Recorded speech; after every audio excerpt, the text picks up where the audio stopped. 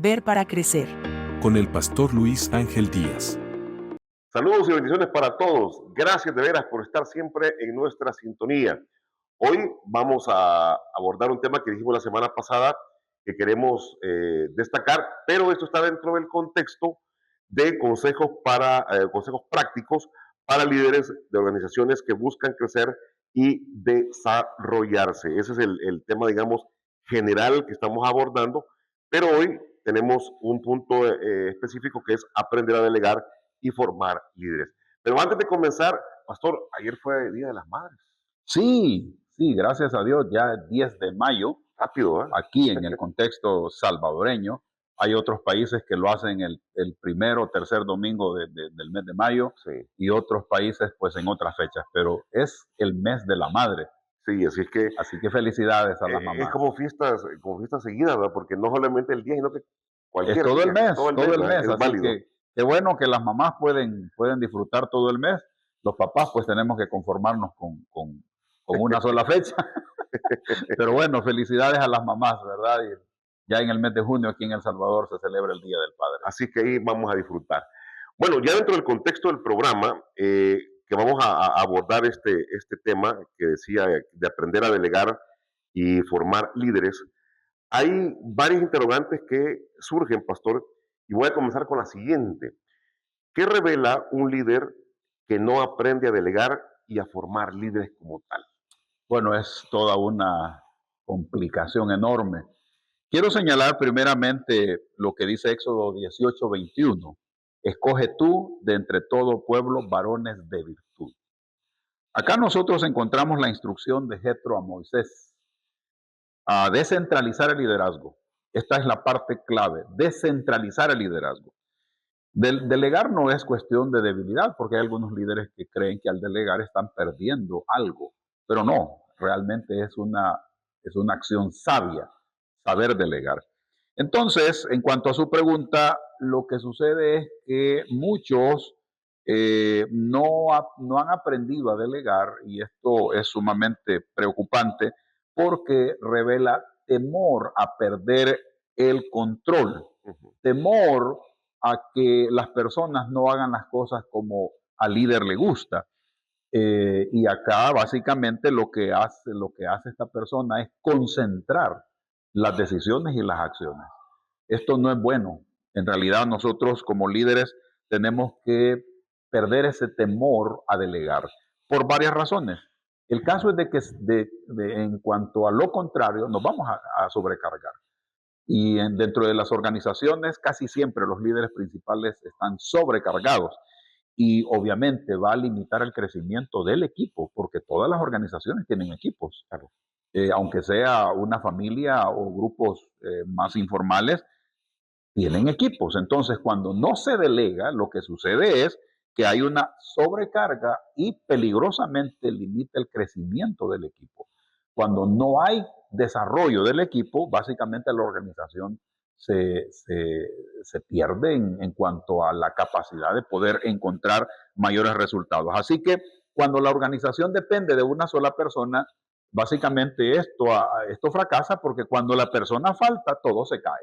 Y es lo que nosotros encontramos en muchas iglesias y en organizaciones, y sobre todo cuando hay organizaciones o empresas familiares, ¿verdad? Donde ya los herederos ya no hacen las cosas como se espera. Entonces, esto lo que hace es que al no delegar, trae un efecto negativo porque no se forman nuevos líderes. Y cada organización tiene que tener nuevos líderes. Así que, en resumen, el sistema, la organización se vuelve frágil.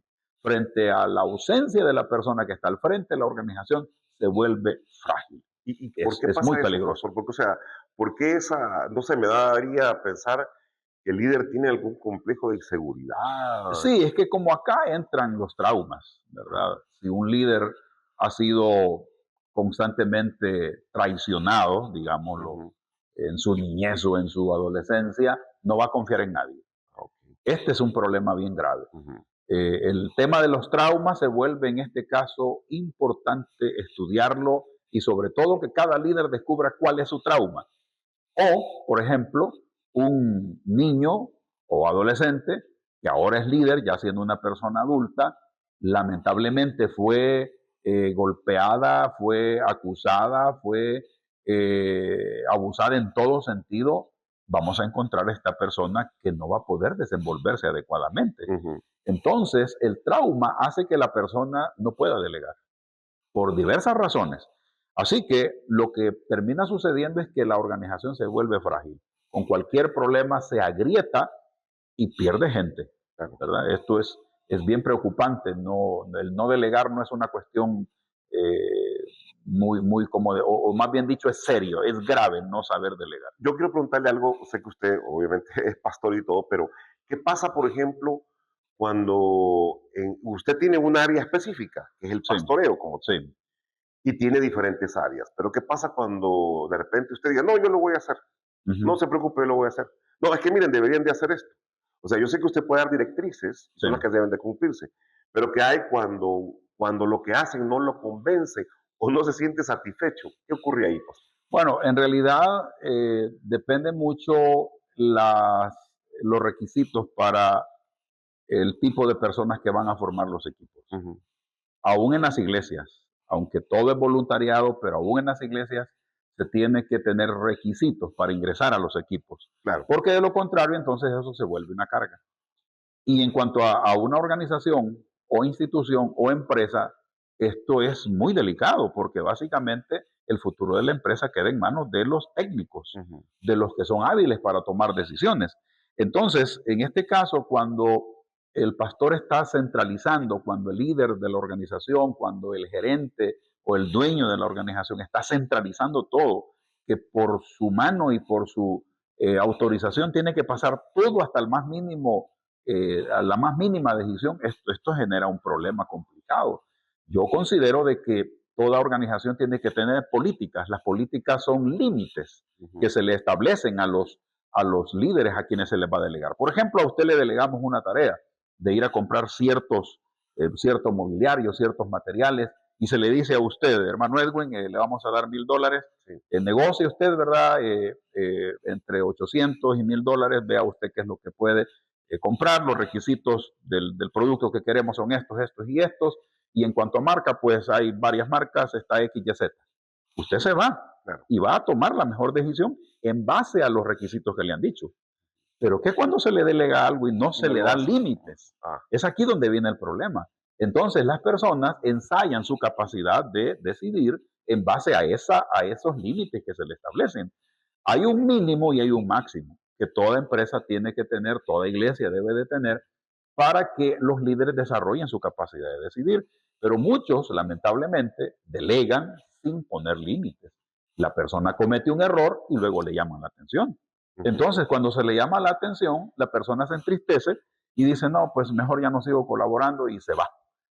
Por no haber tenido las políticas adecuadas en cuanto a eso. Y aquí cabe la discrecionalidad de la persona, o sea, porque si usted le dan ese atributo de poder decidir, usted tiene discreción. Tiene discreción dentro de los límites que le han dado. Ahora, si el líder le dice, mire, yo confío en su criterio, tome la mejor decisión posible.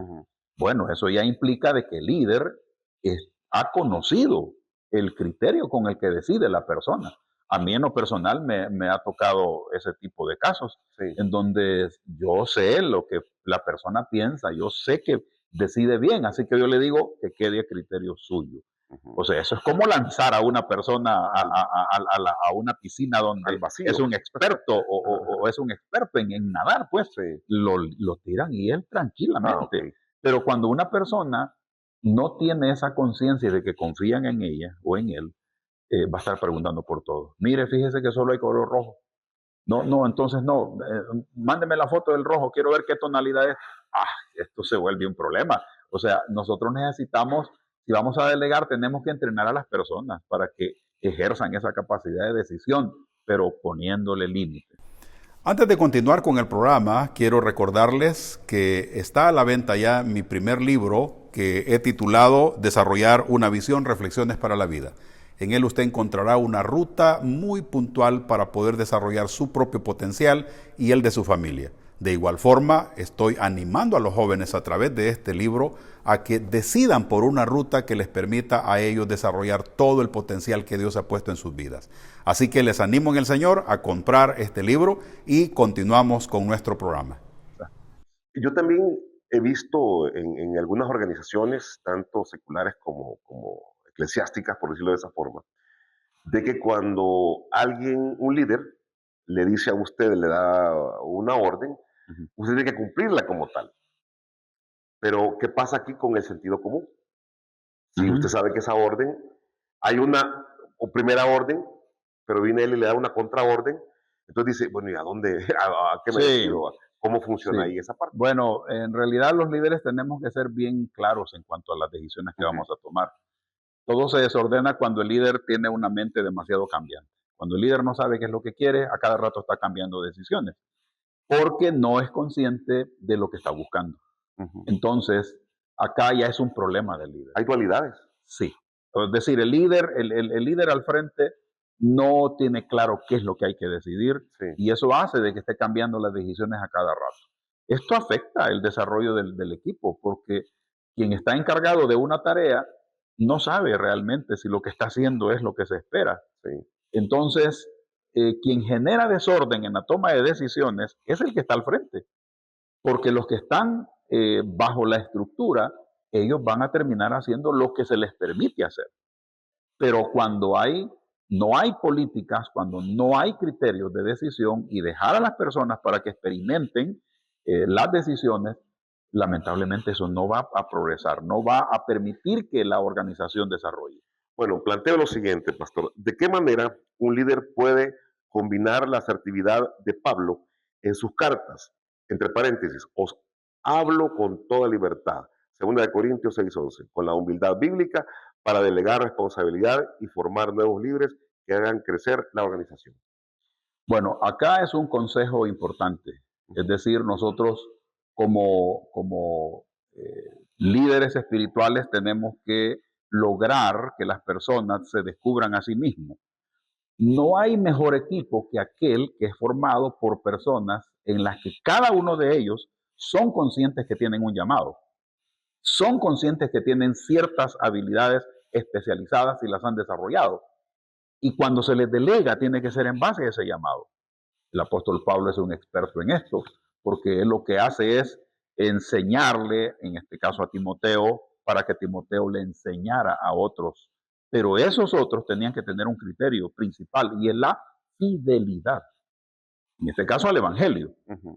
Todo líder tiene que saber debidamente orientar a las personas para quienes está sirviendo, porque de otra forma, si no existe orientación, las personas van a terminar haciendo lo que bien les parece, y ahí hay un gran desorden. Claro. Ahora bien, ¿cuál es el mayor beneficio de aprender a delegar y formar líderes? Bueno, esto está vinculado con la multiplicación. La multiplicación dentro de una organización se genera cuando hay delegación de responsabilidades y delegación en la toma de decisiones. Básicamente es como liberar el potencial del líder. El potencial del líder solamente se libera cuando se le ha formado, cuando se le ha capacitado, porque no es lo mismo formación que capacitación. La formación va orientada al carácter, la capacitación va orientada a habilidades.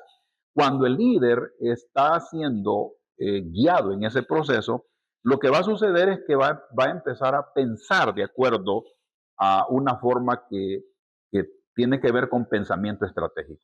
Acá, como líderes, tenemos nosotros que ser pensadores estratégicos y formar pensadores estratégicos a todos los que sirven con nosotros en cualquier organización.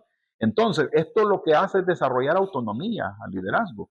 Y yo creo que la organización definitivamente va a crecer, la iglesia va a crecer, va a desarrollar, la familia va a desarrollar en la medida que haya desarrollo del potencial de cada uno. Por ejemplo, si hablamos de la delegación de tareas en el hogar, esto ayuda mucho, claro, porque en cada familia hay una infinidad de tareas, pero tienen que ser delegadas, y los hijos tienen que ser enseñados en cuanto a cómo hacer mejor las cosas.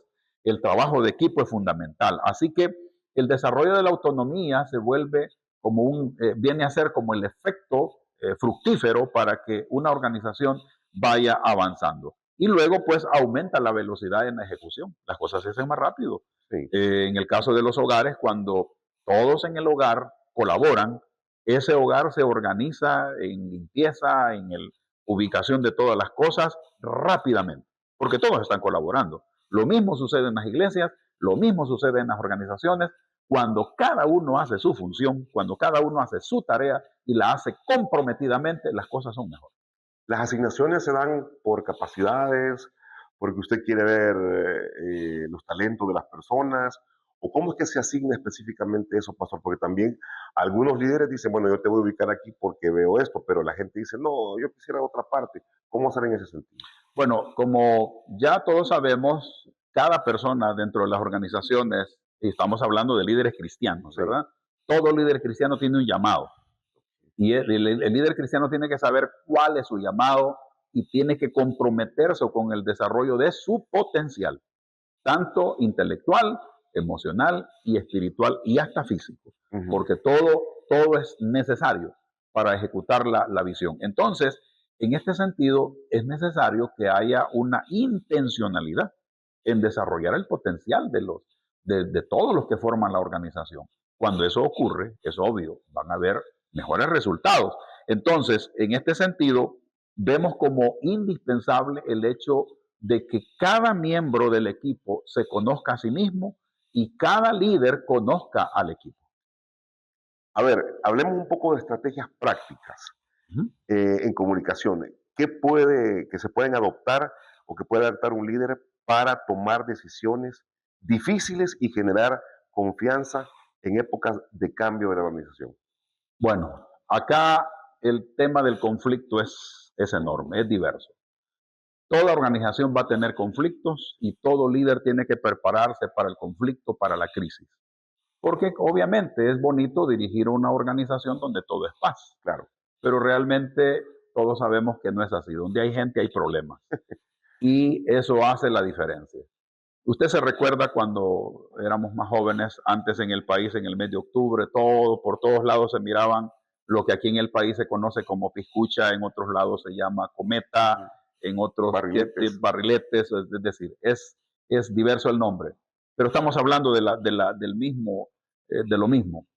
Resulta de que ese cometa, esa piscucha, ese barrilete sube, pero cuando hay aire en contra.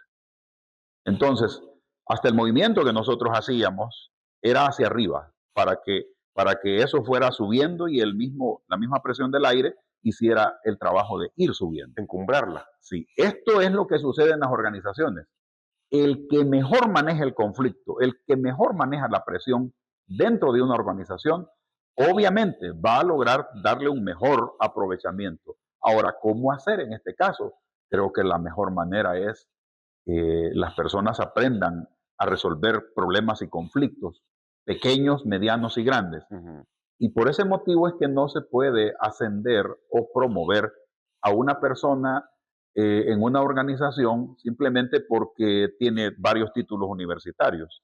Tiene que tener carácter, porque a la hora de enfrentar crisis y problemas, conflictos sobre todo, va a necesitar carácter y sobre todo sabiduría adecuada para que esto no se le desorganice, porque hay quienes han desintegrado toda su organización por un mal procedimiento.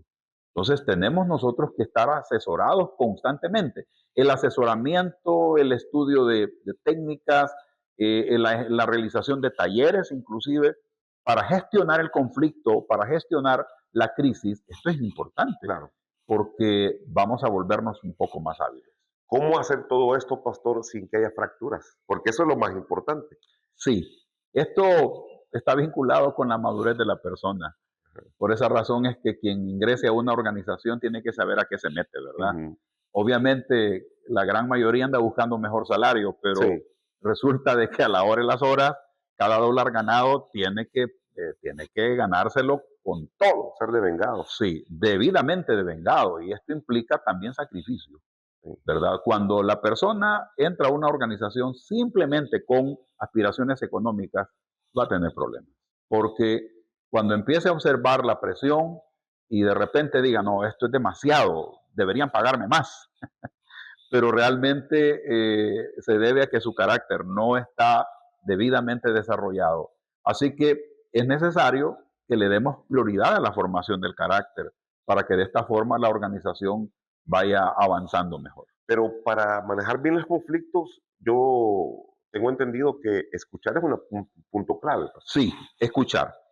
El escuchar, y como dice la palabra del Señor en Mateo 18:15, si tu hermano peca contra ti, este es un llamado de atención, hay una condición, aquí hay un proceso para relacionarse y para restaurarse. Entonces, en este sentido, se vuelve necesario, indispensable entender que el conflicto va a existir. Entonces, la palabra del Señor a nosotros nos hace saber que hay que gestionar bien. Esa es la clave de esto. Hay que gestionar bien, hay que hacerlo de la mejor forma. Y obviamente, si las personas que son parte del equipo, que son parte de la organización, no están en un nivel de madurez adecuado, eso se va a quebrar, ¿verdad? Es necesario que haya, junto al proceso de tecnificación de quienes forman esa organización, también haya un proceso en el que se le permita a la persona, tenga la oportunidad de madurar, porque una persona inmadura va a generar demasiados problemas. Y esto es lo que se ve en las iglesias, se ve en las organizaciones. Eh, Cuanto más inmadura es la persona, más problemas hay. Y cuanto más madura es, más rápido se resuelven. Bueno, el pragmatismo también a veces funciona, pero con sentido, Sí, ¿verdad? sí, Yo creo que nos vamos a ir quedando siempre debiendo porque estos temas son muy interesantes y yo sé que usted está escribiendo tomando nota, pero también le quiero pedir a que haga su comentario, a que le escriba al pastor y le dé ideas y mire, o dígale también, fíjese que a mí me ha ayudado los temas que yo he escuchado en su programa de esta y de esta manera. ¿Por qué? Porque sirven como retroalimentación para el pastor y obviamente para poder darle forma a otros programas.